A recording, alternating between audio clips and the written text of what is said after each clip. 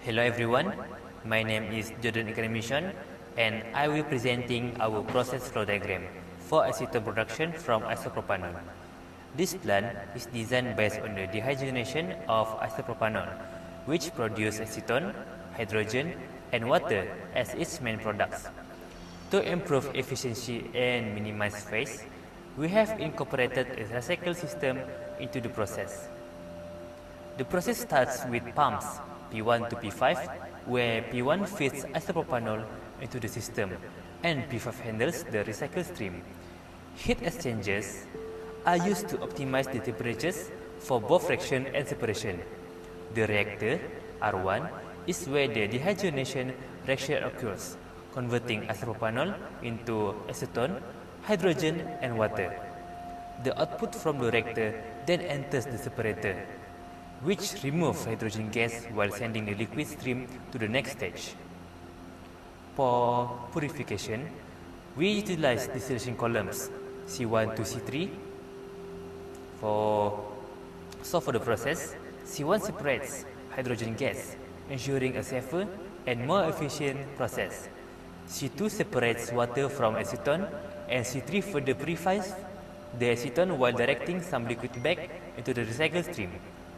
To facilitate separation, we use a condenser and control valve V1, which help convert vapor into liquid and regulate the process flow. Additionally, our recycle stream S16 and S17 ensures that unreacted isopropanol is fed back into the system, improving yield and reducing waste.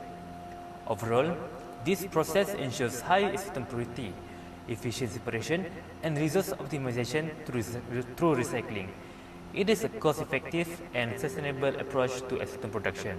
Thank you very much. Hi, I'm Yi Hui-Ming from Group 4. Today I will be presenting on mass balance in principle of chemical engineering, specifically focusing on reactive and non-reactive system. Mass balance is a fundamental concept that helps us track material flow within a system, ensuring process efficiency and sustainability. Let's first discuss mass balance for a reactive system. In this case, we are looking at the production of acetone and hydrogen from isopropyl alcohol and water with a 90% conversion of isopropanol. The chemical reaction follows a 1:1:1 molar ratio. To determine the mass balance, we follow this step. The first one, calculate the molar flow rates for feed components, which initially isopropyl alcohol has 91 kmol per hour and water has 49 kmol per hour. And after that, we determine the product flow rates based on the reaction stoichiometry, which is acetone equals to 81.9 kmol per hour, hydrogen equals to 81.9 kmol per hour, and the unreacted isopropyl alcohol is equal to 9.1 kmol per hour. And then we determine the amount of isopropyl alcohol react, which is 90% conversion, and we know that 81.9 kmol per hour of isopropyl alcohol react. After we get all molar flow rates from the calculations, we can convert it into the mass flow rates. Finally, we verify that total input mass equal to the output mass, which total mass in is equal to 6,342 kg per hour, and the total mass out is equal to 6,342 kg per hour. This confirms that our calculations are correct. Now let's discuss mass balance for a non-reactive system, especially the distillation of acetone, water, and unreacted isopropyl alcohol. The feed composition is as follows: acetone 29%, water 61%, and unreacted isopropyl alcohol is 10%. In this case, the process does not involve any chemical reactions, only separation. The first step, we calculate the molar flow rates for feeds, which acetone is equal to 116 kmol per hour, water 244 kmol per hour, and the unreacted isopropyl alcohol is equal to 40 kmol per hour. And then we convert these molar flow rates into the mass flow rate. And the third step, we can determine the molar flow rates for the products from the feed. The top product will be pure acetones, which is 116 kmol per hour, and the bottom product will be water and unreacted isopropyl alcohol. Again, we can verify that mass balance to ensure the accuracy. And this confirms that the correctness of our calculations and ensure no material is lost in this process. Hello, my name is Nur Hidayah and I'll be present about energy balance. Thank Okay, for the first energy balance, which is occur at the reactor, we will use the formula like I shown in the slides, which is extent of heat reaction multiplied with heat of reaction plus total number mole out multiplied with specific heat out minus total number mole in multiplied with specific heat in. And for the value heat of reaction multiplied with extent of reaction, we will get the value is negative 1282.06 kg per seconds, and for the value total energy balance, we will get 5168.22 kg per seconds. As for the reference state, we all use 3 to 5 Celsius to atm in vapor state for all components. Moving on to the second energy balance, which is occur at the distillation column, we will use the same formula like the previous one, but the only difference is there's no part of extent heat reaction multiplied with heat of reaction. Also, this reaction is for non-reactive system, and the total energy balance we can get from this reaction is negative 32890.13 kg per seconds.